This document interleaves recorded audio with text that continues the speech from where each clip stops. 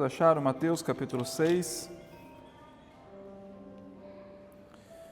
Diz assim: Tenham cuidado de não praticar as suas obras de justiça diante dos outros para ser vistos por eles. Se fizerem isso, vocês não terão nenhuma recompensa do Pai Celestial. Curve sua cabeça, feche seus olhos, vamos orar ao Senhor. Senhor Jesus, nós te agradecemos essa manhã pela Tua graça, pelo Teu favor em nossas vidas. Jesus, nós reconhecemos a Sua presença aqui nesse lugar, nós reconhecemos a Sua presença em nossas vidas e por isso nós o convidamos a ser Senhor sobre as nossas vidas. Jesus, nós não queremos viver da mesma forma, nós não queremos fazer a nossa vontade, mas nós queremos cumprir o Teu propósito e a Tua missão que o Senhor nos confiou.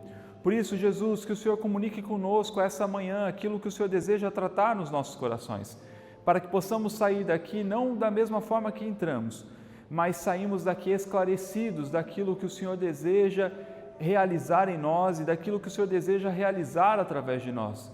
Por isso nós oramos, Pai, para que a nossa mente possa realmente estar cativa neste ambiente, para que possamos receber da Tua palavra, que o nosso coração possa ser um coração, Senhor, agradável para receber a Tua palavra, um solo fértil para receber a Sua palavra e frutificar. Por isso, Jesus, se existe algo dentro de nós que nesse momento possa estar tentando tirar a nossa mente deste lugar, que o Senhor possa, Pai, afastar isso de nós e que possamos realmente manter o nosso foco aqui, que possamos verdadeiramente entendermos que estamos aqui, Senhor, para adorar ao Senhor, para ouvir as Suas palavras e para cada vez mais sermos parecidos contigo. Por isso, molde o nosso caráter, Jesus, para que cada vez mais possamos ser parecidos contigo. Em nome de Jesus. Amém. Glória a Deus. Olha que texto interessante, nós podíamos parar a mensagem somente nesse mesmo versículo. Tenham cuidado de não praticar as suas obras de justiça diante dos outros para ser vistos por eles. Se fizerem isso, vocês não terão nenhuma recompensa do Pai Celestial. É interessante a gente olhar, porque um ponto importante da gente entender na Bíblia é que ela não foi escrita por capítulos. Jesus não chegou para os seus discípulos ou não chegou para Mateus e falou assim: olha, Mateus, agora escreve aí Mateus capítulo 5. Encerramos capítulo 5, fechamos a história, agora começamos uma nova história, Mateus capítulo 6. Mas isso aqui está totalmente interligado daquilo que já está sendo tratado no capítulo 5. E é interessante que no capítulo 5 nós temos as bem-aventuranças da parte de Deus, que requer de nós justamente o quê? Obras de justiça. Ele deseja que nós sejamos pacientes, Ele deseja que nós amemos uns aos outros, Ele deseja que nós sejamos misericordiosos, Ele deseja que nós busquemos a paz como pacificadores, Ele deseja que nós até sejamos perseguidos pelo Seu amor, por anunciar o Seu Evangelho. Depois ele vai falar, no capítulo 5, sobre a importância de que precisamos ser como sal e luz nessa terra, para brilhar através das obras. E até o próprio Jesus ele fala, olha, o que difere então, se vocês fizerem o bem para as pessoas que vocês recebem o bem? O que vai nos diferir é quando fazemos isso aos nossos inimigos, e ele vai tratar sobre isso. Depois ele vai falar sobre a responsabilidade que nós temos de não pecar, a responsabilidade que temos de tratar o nosso coração, até que chega na última parte, que é o verso 48, que ele diz o seguinte: portanto, sejam perfeitos, como perfeito é o Pai Celestial de vocês. Ou seja, Cristo espera que nós sejamos perfeitos no cumprimento da sua vontade, no cumprimento de realizarmos obras de justiça, porque isso reflete o caráter dele em nossas vidas. Mas logo depois dele falar isso, ele chama a nossa atenção dizendo: tenham o cuidado, ou então, pois tenham o cuidado de não praticar as suas obras de justiça diante dos outros para serem vistos por eles. O que Jesus está dizendo agora aqui para os seus discípulos é: que bom que vocês entenderam que vocês precisam praticar obras de justiça. Que bom que vocês entenderam que quando praticamos essas obras de justiça, estamos fazendo a vontade de Deus. Mas não basta fazer as obras de justiça, precisa ser feito com o coração correto, porque senão estaremos vivendo uma religiosidade falsa, Estaremos fazendo o que os fariseus faziam, estaremos talvez cumprindo o mais princípio básico de todo fariseu, seríamos hipócritas, pois estaríamos realizando isso, não para sermos parecidos com Cristo, não para refletirmos o caráter de Deus em nós, mas porque queremos ser bem vistos pelos outros. E esse é um ponto de atenção que Jesus traz, porque Ele fala que nós não devemos ter essas obras nas nossas vidas como uma forma de eu mostrar que eu sou superior a alguém. Eu não faço uma obra de justiça, eu não me considero agora santo, eu não me afasto do pecado para poder apontar o dedo em você e dizer, você não consegue, você é um pecador, você é alguém que merece ir para o inferno, apesar disso ser verdade. Mas nós fazemos isso porque nós queremos ter o caráter de Cristo, queremos ser parecido com eles. Porque se estamos buscando um reconhecimento dentro de uma comunidade, dentro da nossa família, dentro talvez do aspecto onde nós estamos, de sermos bem vistos, o que nos difere de pessoas hipócritas que vivem no mundo? Que na vida pública talvez tenham uma vida louvável e na vida privada uma vida totalmente deplorável. Recentemente teve o escândalo daquele Epstein Files, que foi um grande escândalo, infelizmente, de prostituição, uma série de coisas, coisas que envolvem até crianças, terríveis, e você vê que figuras de pessoas extremamente famosas estavam envolvidas. E uma figura me chamou bastante atenção nesse caso desse Epstein Files, que foi o Sr. Bill Gates. Bill Gates é um grande empresário da área de tecnologia, fundador da própria Microsoft, uma das empresas que durante muitos anos foi a empresa mais valiosa do mundo, que sempre estava na disputa entre ela e Apple, e agora com o Facebook também, a Meta. Mas o que me chama a atenção é que se você olhar o Bill Gates na sua vida pública, ele é uma excelente pessoa. Ele investe em projetos sociais na África, ele tem um projeto que transforma água suja em água potável para pessoas na África, investe em evolução de medicamentos para crianças que nascem com AIDS já por conta dos seus pais serem aidéticos, ele doa bilhões ou já doou bilhões de dólares para instituições de caridades, para instituições filantrópicas, para investimentos sociais. E talvez você possa olhar para esse cidadão e falar assim, cara, realmente esse indivíduo é alguém que merece ser aplaudido, é alguém que merece os nossos olhos.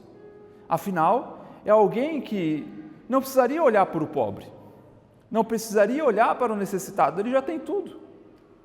Uma figura extremamente rica, uma figura extremamente influente, que não precisa da aprovação da sociedade.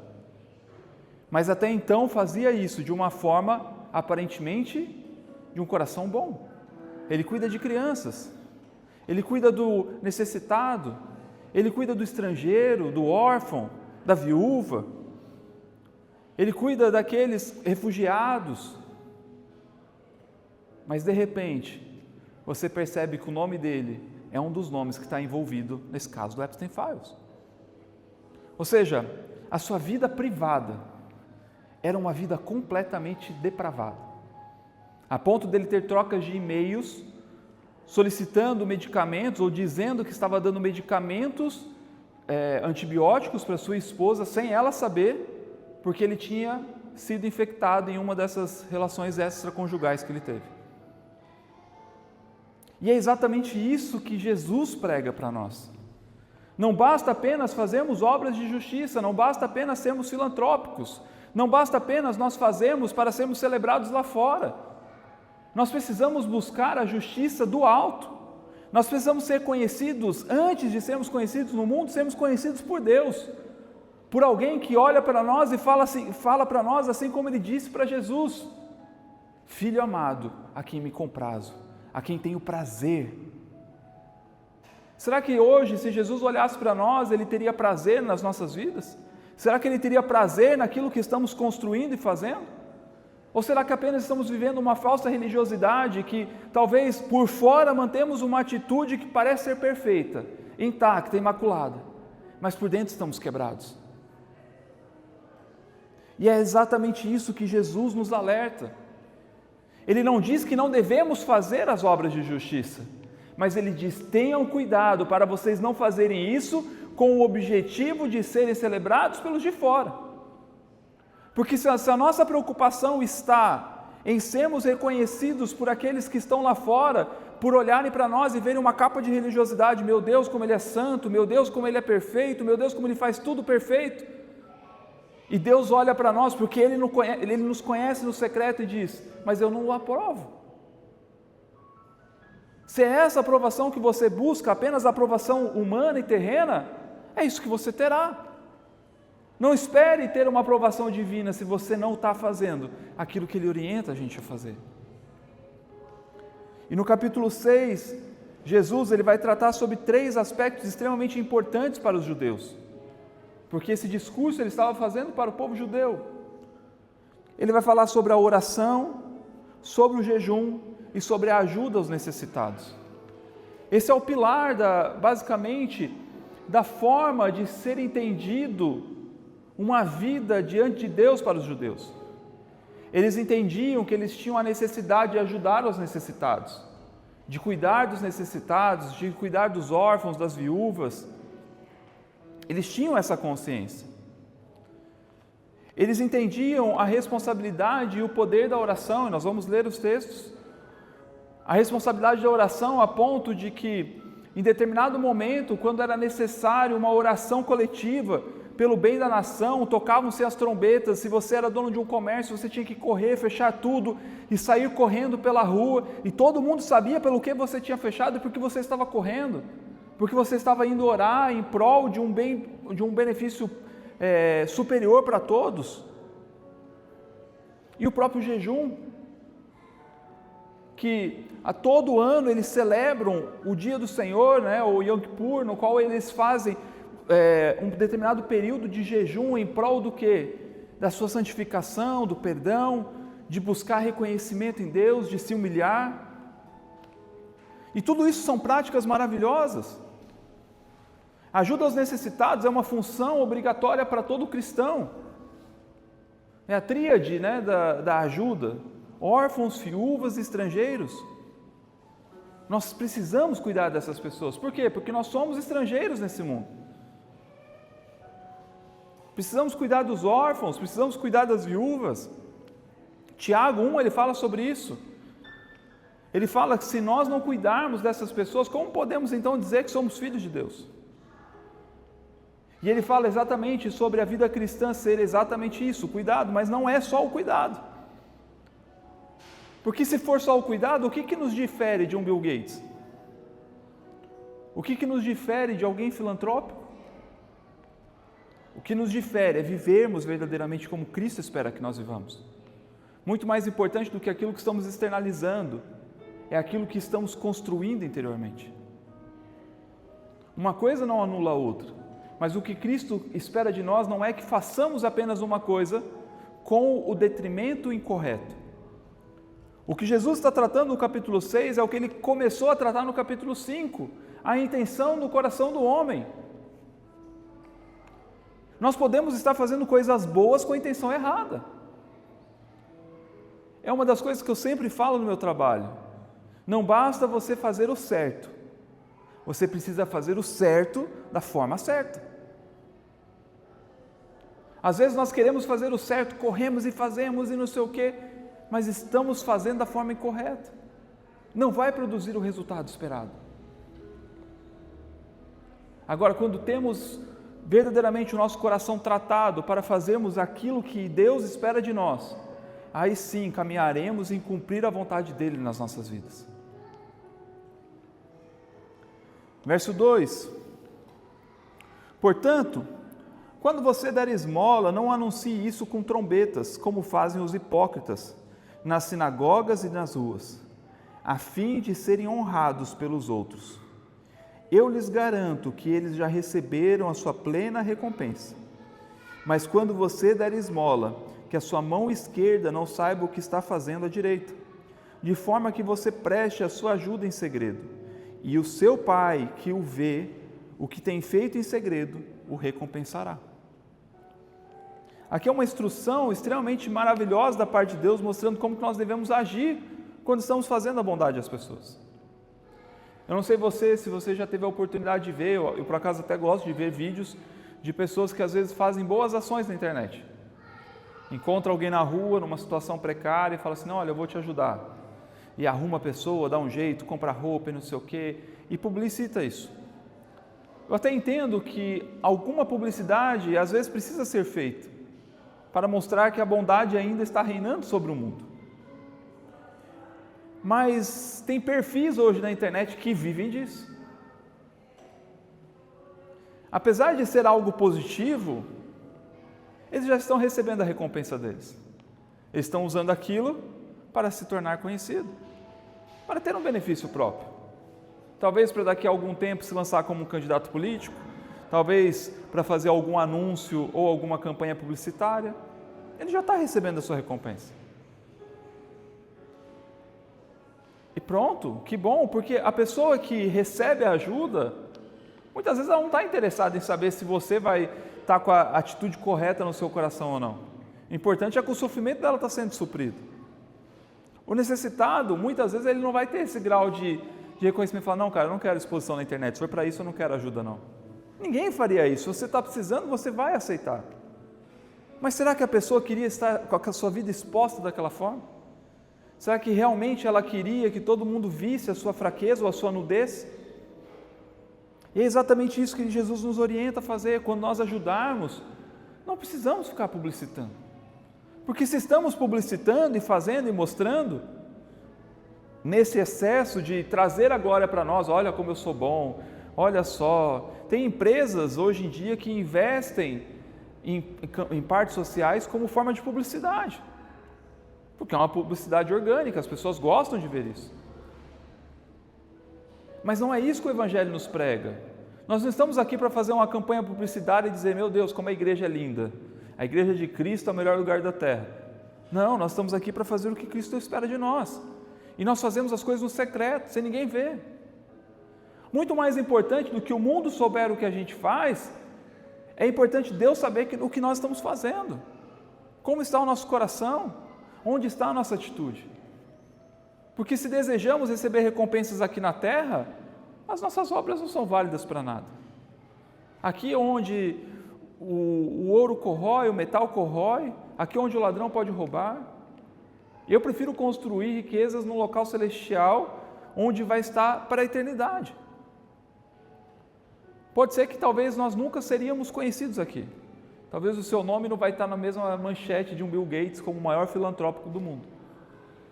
Mas talvez o impacto da sua ajuda em uma família pode transformar a vida daquelas pessoas. E isso é o que importa. Porque o que está importando não é o que ela recebe ou o que você dá, mas é a atitude do seu coração em realmente ter compaixão pela pessoa em uma vulnerabilidade e alcançá-lo.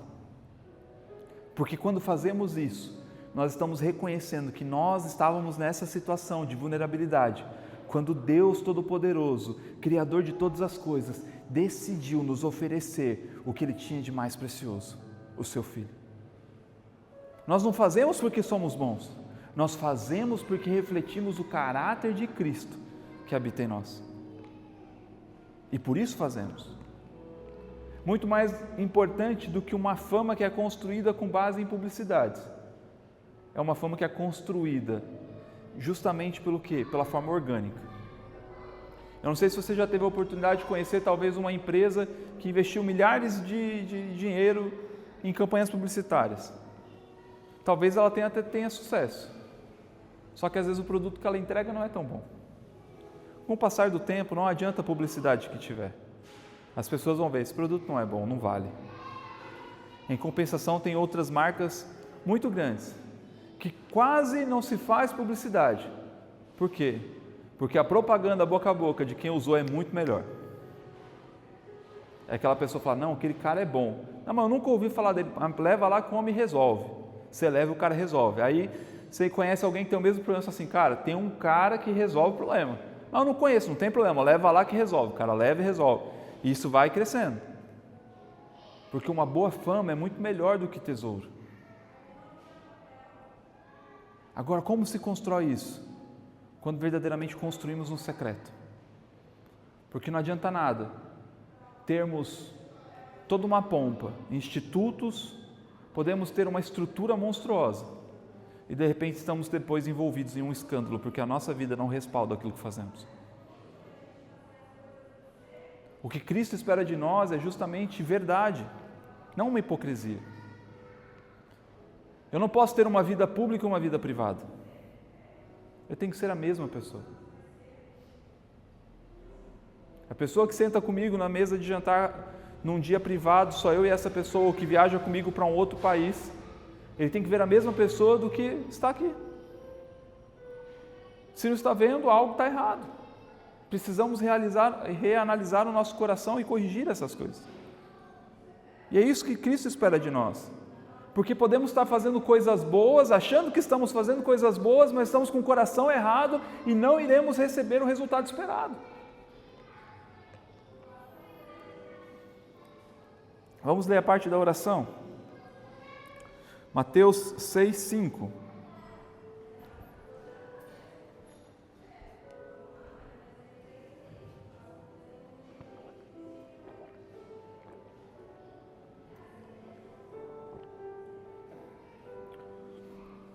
Diz assim: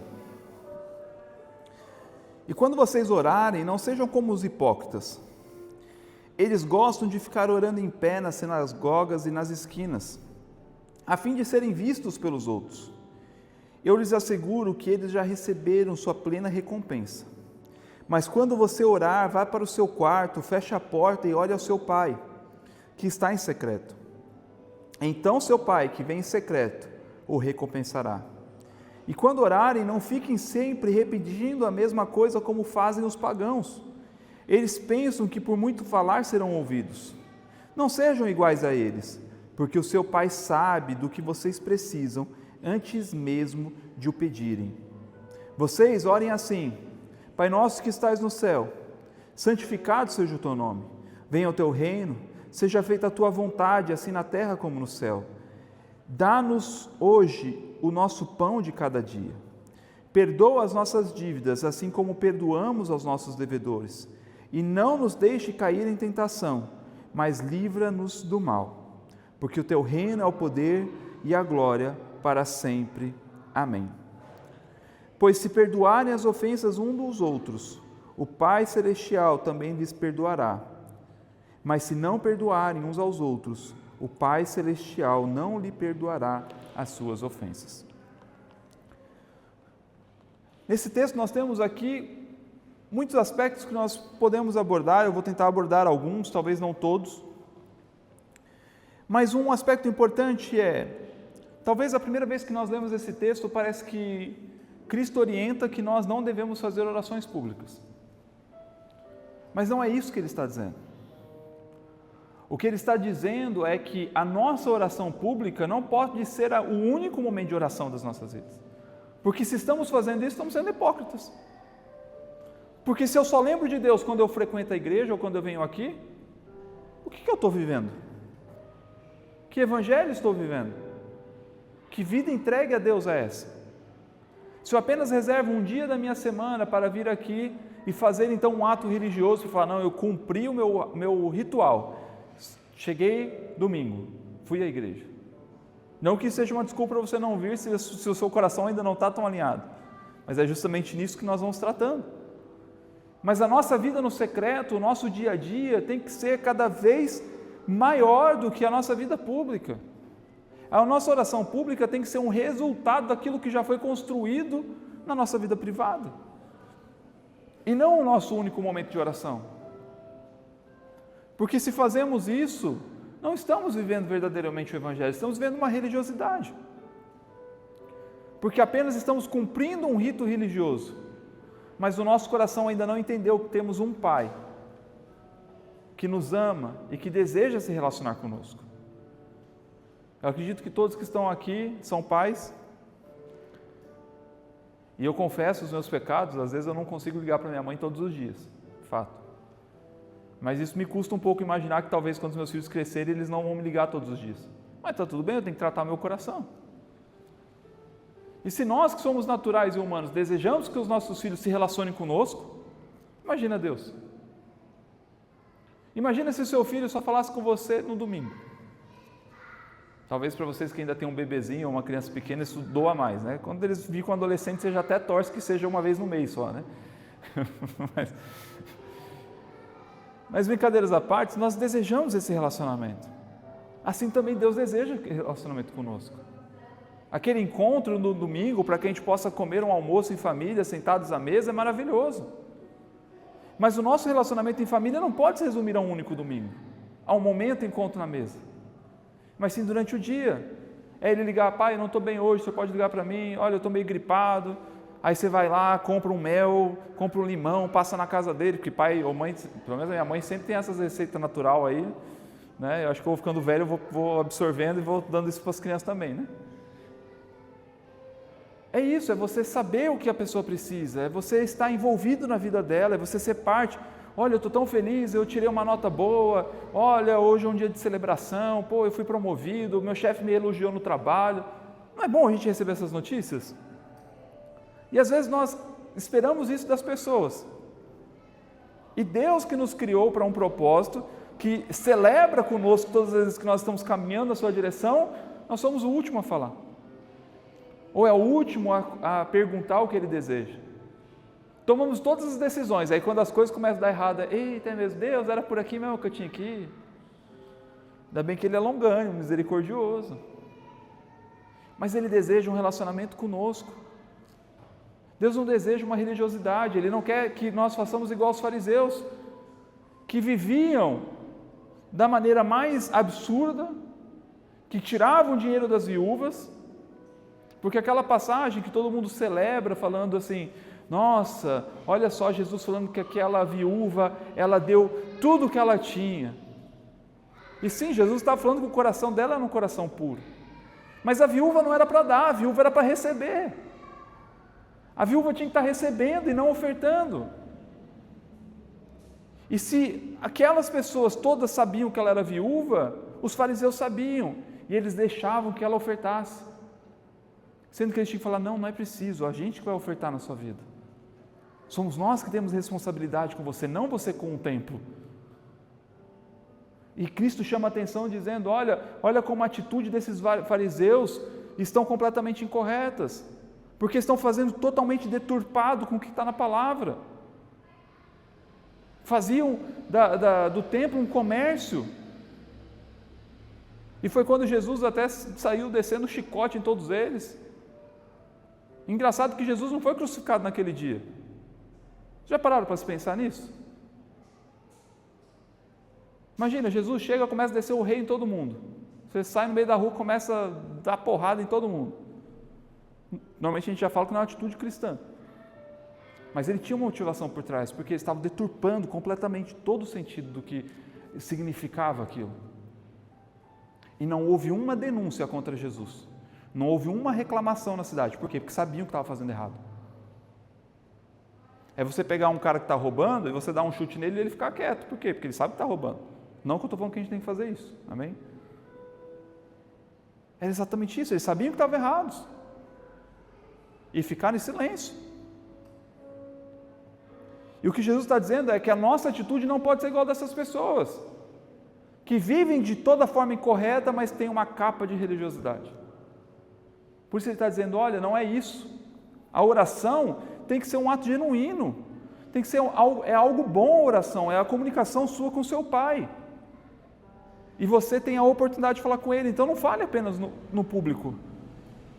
Quantos aqui já chegaram no lugar, e eu não vou fazer nenhuma crítica específica a alguma igreja em questão, mas a pessoa não sabe falar, nem nós vai para o mercado. Aí ele sobe para orar, ele tem a oportunidade de orar e chega. Excelso, soberano, majestoso e honroso Pai, nesta gloriosa manhã, os céus se abrem, podemos ver a majestade da Tua glória. O cara não fala nem tipo feijão com arroz direito, mas na hora que ele vai subir para orar, ele precisa fazer um belo discurso. Isso não é honrar o Senhor, isso é religiosidade. Você acha que Deus não conhece seu coração? Eu já contei aqui a história de um rapaz que a gente evangelizou, ele aceitou Jesus e ele era um morador de uma comunidade muito carente, por um triz, não estava envolvido no crime, e a oração dele falava assim, mano Jesus. Ele uma vez foi orar expulsando demônio, vaza diabo. Eu falei, caramba. Mas percebe como é uma oração genuína? É isso que Deus espera de nós. Deus não espera uma religiosidade, Ele espera o nosso coração. É claro que Ele deseja que nós nos desenvolvamos. É claro que Ele deseja que nós possamos conhecer seus atributos e possamos honrá-lo também com as nossas palavras. Mas não adianta nada nós honrarmos com as nossas palavras vazias, se o nosso coração não honra. Por isso precisamos tratar o nosso coração e não ser como os fariseus. Porque senão talvez estamos frequentando uma igreja achando que estamos fazendo algo maravilhoso para Deus. Deus está olhando para a gente falando, fariseu, hipócrita. Isso não é eu não estou desmotivando vocês a orar, pelo contrário, eu quero que vocês orem cada vez mais, mas orem em casa, orem no secreto, orem na rua, orem no quarto, orem no carro, no mercado, em todo momento, orai sem cessar. Por quê? Porque nós temos esse relacionamento com Deus. E não pode ser uma oração repetitiva.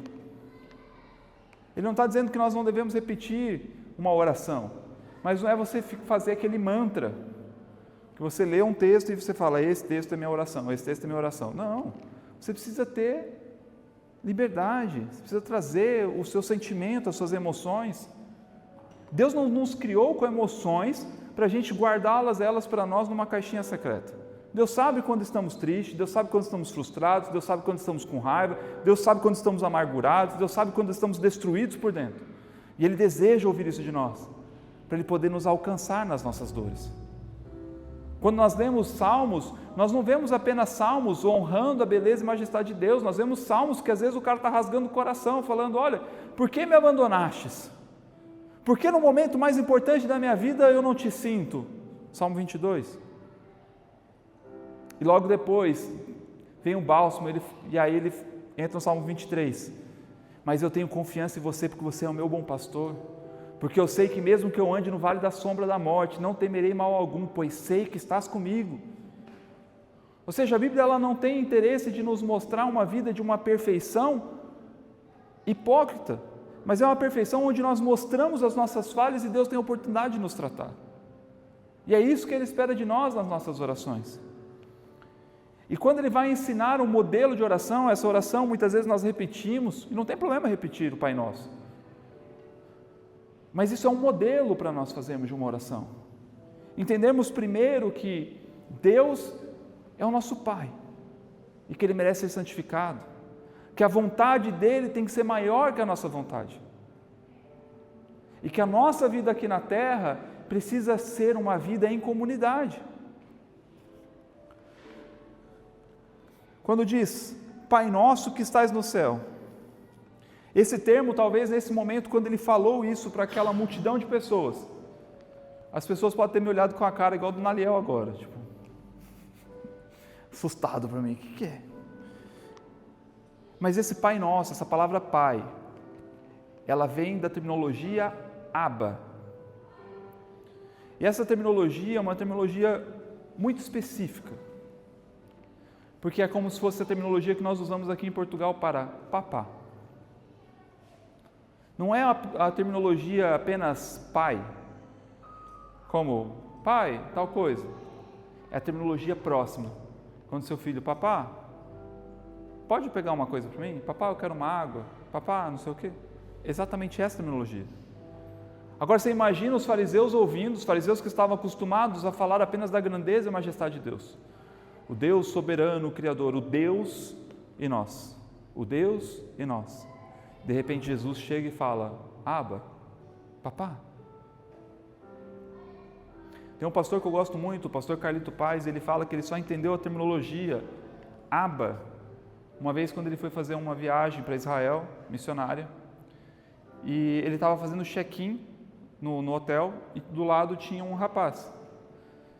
E de repente chegou uma criança do lado desse rapaz e começou a puxar a roupa dele. Aba, aba, aba, aba. Sabe quando seu filho está puxando e quer um chiclete? Exatamente isso. É essa terminologia que Jesus usa no modelo de oração que devemos fazer. É uma oração que nós precisamos estar próximos de Deus. Deus não está distante. Quando nós olhamos desde o Antigo Testamento até o Novo Testamento, Deus tem interesse de se relacionar com o seu povo. No Éden, quando ele criou o homem, todos os dias ele caminhava no virar do dia com o homem. Por quê? Queria relacionamento. Quando ele estabelece, quando o povo sai do Egito e ele estabelece então a arca era estabelecida onde? No meio do povo. Quando nós temos aqueles 3 cidadãos que são lançados na fornalha do fogo, quem está lá junto? O quarto homem, ele próprio. Jesus veio, o próprio Deus encarnado veio e habitou no meio do seu povo. E ele oferece quem? Um da mesma espécie, o Espírito Santo, para morar dentro de nós. Deus é um Deus de relacionamento. Por isso nós devemos ter confiança de falar, não chegar e falar soberano Deus, eterno Pai. Não, é falar, papá, preciso da sua ajuda. Pai, me socorre. Pai, eu estou triste. Pai, eu estou frustrado. Ou, pai, eu estou feliz, eu conquistei. Pai, o que o senhor acha? É isso que ele nos orienta. É olharmos para Deus, não como alguém distante. E quando ele fala, santificado seja o teu nome, é para quê? Para que nós possamos santificar a nossa vida, porque quando santificamos a nossa vida, estamos santificando o nome de Deus. Quando estamos verdadeiramente vivendo as boas obras, as obras de justiça que Ele espera de nós, verdadeiramente estamos nos tornando parecidos com Ele, verdadeiramente estamos fazendo com que Ele seja celebrado, santificado. Venha o teu reino. Essa talvez seja a mais dura para todos nós. Porque talvez chegamos e temos essa expectativa, venha o teu reino. Mas venha o teu reino depois de eu construir uma empresa de sucesso. Venha o teu reino depois de eu ter a minha casa com piscina, com o meu quarto lá de ginásio, que talvez eu vá investir dinheiro e nunca vou usar. Essa é a minha vontade, não é de vocês. Venha o teu reino depois que eu tiver meus netos, depois que eu casar, depois que eu tiver minha lua de mel. Quando a gente era jovem para casar, a gente estava nessa expectativa. Venha o teu reino, mas não venha tão rápido. Deixa eu casar primeiro. Será que realmente estamos desejando que o reino dele venha na sua plenitude e se estabeleça? Ou será que nos acostumamos tanto com esse mundo que na verdade nem estamos tanto desejando o reino de Deus? Talvez nos acostumamos tanto com os prazeres que a vida nos oferece que talvez o reino dele nem é tão bom assim. Talvez a nossa expectativa nem está que o reino dele se estabeleça mais. Talvez a nossa expectativa é que a gente chegue no final da nossa vida, tenha uma vida confortável e aí a gente vai ao encontro dele. Mas ele fala que devemos ansiar e desejar pelo reino dele. Venha o teu reino. Essa tem que ser a nossa vontade, a vontade dele, essa tem que ser a nossa oração. Porque se não for a nossa oração genuína, estamos errando.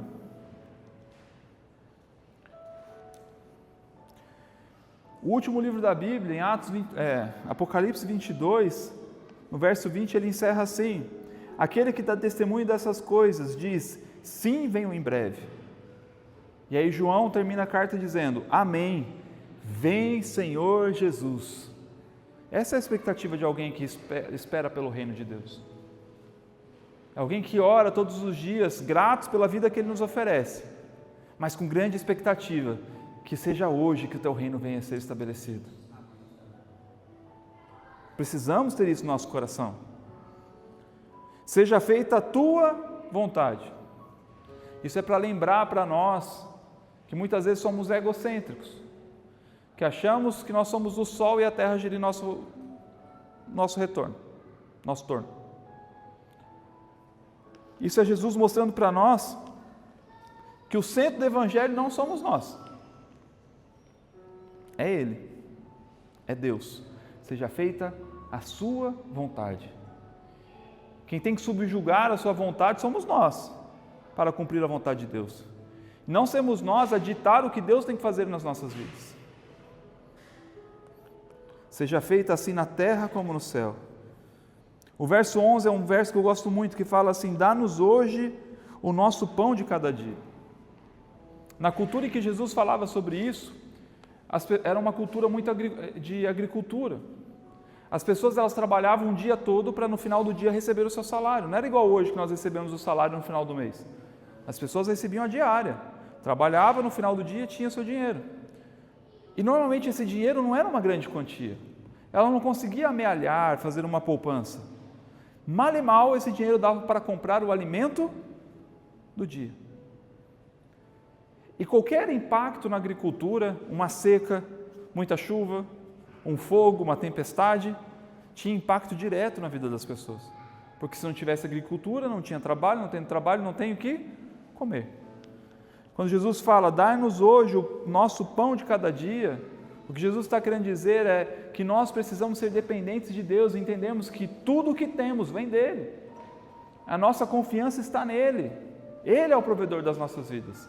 Não é o nosso trabalho, não é a minha empresa, não é a minha profissão, mas sim Ele. E aqui ele entra na parte final, que eu acho maravilhosa, que fala, perdoa as nossas dívidas ou os nossos pecados, assim como perdoamos aos nossos devedores, ou aqueles que nos maltrataram. Se nós não conseguimos perdoar as pessoas que nos machucam, como esperamos que Deus nos perdoe? Em Mateus capítulo 18, ele vai trazer uma parábola para exemplificar muito bem isso. Que ele fala sobre um dono de uma grande seara de trabalho, onde alguém lhe devia muito dinheiro. E ele chega e cobra esse cidadão, e ele diz, olha, pague-me o que você deve. Ou então eu vou prendê-lo você e fazer a sua família escrava até que a dívida fique paga. E esse trabalhador implora para esse dono dizendo, olha, eu não tenho como pagar. Seja mais paciente comigo, me dê um pouco mais de tempo e eu prometo que eu vou lhe pagar essa dívida. E aquele dono da seara se move de compaixão e fala, olha, afinal faz o seguinte, eu lhe perdoo a dívida. Vá em paz, você não me deve mais nada. E ele sai de lá feliz, e no caminho ele encontra alguém que lhe deve 100 denários, muito menos do que ele devia para esse senhor. E ele chega para o cara e fala, me pague o que você deve. E a pessoa fala, olha, mas eu não tenho como pagar, seja paciente comigo. E ele fala, não sou paciente com você, e manda aprisionar aquelas pessoas. E aí os trabalhadores que veem aquela questão chegam para o dono daquele espaço e diz, olha, a pessoa que você perdoou a dívida, não perdoou e maltratou a pessoa que estava na mesma situação. E ele então chama aquela pessoa e fala o seguinte, olha, você não perdoou a situação dessa pessoa. Por conta disso, eu também não lhe perdoo mais a dívida, você vai também preso. O que Cristo quer transmitir nessa parábola? É que não adianta nada nós acreditarmos num Deus que nos perdoa, um Deus que nos oferece perdão, graça e amor, se nós não podemos perdoar a quem nos maltratou e nos machucou. Precisamos liberar perdão. É isso que ele fala. A Bíblia fala que se nós tivermos algo contra o nosso irmão, até não sei se vocês leram no livro que estamos lendo, né? O autor fala sobre isso. Cristo fala, olha, antes de você entregar a sua oferta, deixa ela, vai lá, resolva a questão com o seu irmão, para depois você ofertar. Por quê? Porque não adianta nada você estar fazendo ritos religiosos, se você no seu coração não está tratado. E a oração do Pai Nosso nos lembra da responsabilidade que nós devemos fazer o quê? De realmente liberar perdão. Não porque a pessoa merece, porque nós também não merecíamos, mas nós oferecemos a mesma graça que nos alcançou. Ah, pastor, mas isso me custa, isso me machucou, me magoou. Eu não estou dizendo que não vai machucar e maltratar. O Filho de Deus teve que subir num madeiro, sofreu chibatadas, foi preso, foi transpassado, sofreu o ápice da humilhação tomando vinagre. Se você não sabe, na cultura da época o vinagre era usado para asepsia, ou para limpeza. Não existia papel higiênico na época. Os banheiros eram públicos, as pessoas defecavam e usavam aquela estopa com vinagre para se limpar. E quando Jesus está na cruz pedindo água, que estava com sede, o que os soldados oferecem para ele? A estopa com vinagre. De onde você acha que saiu o vinagre para ele tomar? O Filho de Deus passou por isso, para nos oferecer um perdão de graça. E nós achamos que somos o alecrim dourado, que não podemos perdoar. Vai nos custar. O Evangelho é uma eterna renúncia. Entendemos que não é a nossa vontade, mas é quando nos custa que verdadeiramente estamos tendo o nosso caráter moldado diante de Deus. Por isso que Tiago fala que as aflições ou as tribulações ou esses sofrimentos que passamos é o que vai realmente produzir em nós o quê? O arrependimento, vai produzir um caráter aprovado. Paulo fala para nós, olha, essas leves e momentâneas tribulações produzirão em nós um eterno peso de glória. Por quê? Porque produzirão em nós um caráter aprovado, um coração verdadeiramente genuíno que espera viver a vontade de Deus, um coração que realmente reflete a vontade de Cristo, que não faz obras simplesmente para que os outros celebrem e falem, cara, que legal, você é um cara que nem nós, estamos tudo na mesma comunidade. Somos trouxa que perdoa todo mundo. Não, não é por isso, mas é porque temos o caráter de Cristo e entendemos que assim como não merecemos o perdão, podemos oferecer para aquelas pessoas que ainda não entendem. Estevão, quando estava sendo apedrejado, ele fala, Senhor Jesus, não lhes impute essa pena. Eu não sei você, se alguém pisar no meu pé eu já fico chateado, imagina você tomar pedrada de graça. E você fala sobre perdão, não lhes impute. Jesus na cruz fala, Jesus perdoa porque não sabem o que fazem. A nossa atitude tem que ser a mesma. Eu perdoo porque ele não sabe o que faz. Ele ainda não tem o caráter de Cristo. Ele ainda não tem o Cristo habitando dentro dele para mostrar que ele precisa se arrepender e mudar.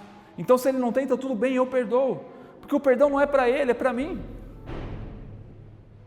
Não estou dizendo que o fato de eu perdoar vai fazer com que o relacionamento seja restaurado da noite para o dia.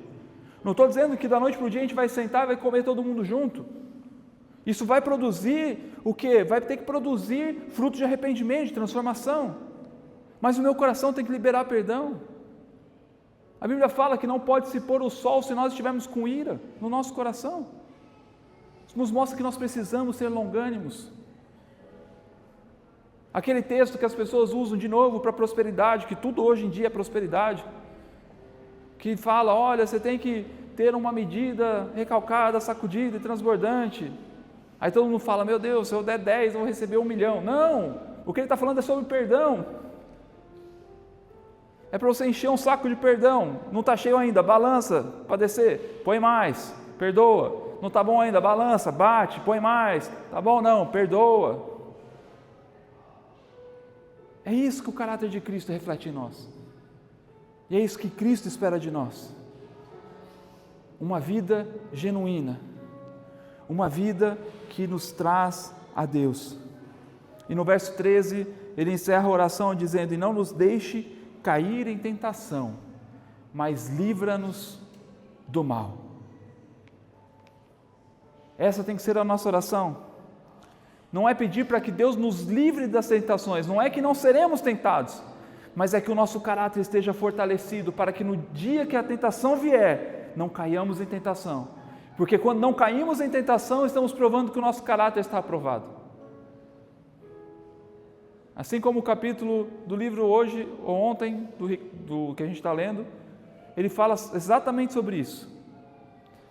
Que todas as vezes que somos tentados, é a oportunidade que temos de fazer o bem, de escolher fazer o certo. Por isso a nossa oração é, não nos deixe cair em tentação. É como se estivéssemos dizendo para Deus, estabeleça seus fundamentos em nós, molde o nosso caráter, para quando ela vier eu ser aprovado e não cair nessa tentação. E livra-nos do mal. Essa última parte, que diz, porque o teu reino é o poder, a glória para sempre, amém. Isso não é consenso de que isso foi dito por Jesus naquela altura, porque isso só apareceu nos manuscritos que vêm depois do 2º século. Mas não afeta em nada, é apenas um fecho dizendo que tudo que estamos fazendo aqui é para o reino dele, para a glória dele e para sempre. Esse é o objetivo. Quando vivemos dessa forma, verdadeiramente vivemos aquilo que Deus espera de nós. E quando ele vai tratar sobre o jejum, ele trata da mesma forma. Porque as pessoas faziam o jejum de maneira justa, certo? É algo que as pessoas precisam fazer. Só que elas começavam a colocar uma figura de piedade para que todos vissem o que eles estavam fazendo. Colocavam cinzas nas cabeças, andavam como se estivessem moribundos, para todo mundo ter dó e falar assim, meu Deus, coitado, ele está fazendo jejum. Quanto tempo você já está fazendo jejum, meu irmão? 2 horas. E o cara parecia que estava 6 meses fazendo jejum já, né? Estava morrendo. E o que Jesus mostra novamente é a intenção do coração. É não olhe, não tente fazer para que você seja celebrado pelos outros. Mas se você fizer jejum, lave o rosto, passe óleo, desodorante, perfume, uma maquiagem, saia mais bonito do que no seu dia normal, para que as pessoas olhem para você e achem que você está na sua plenitude.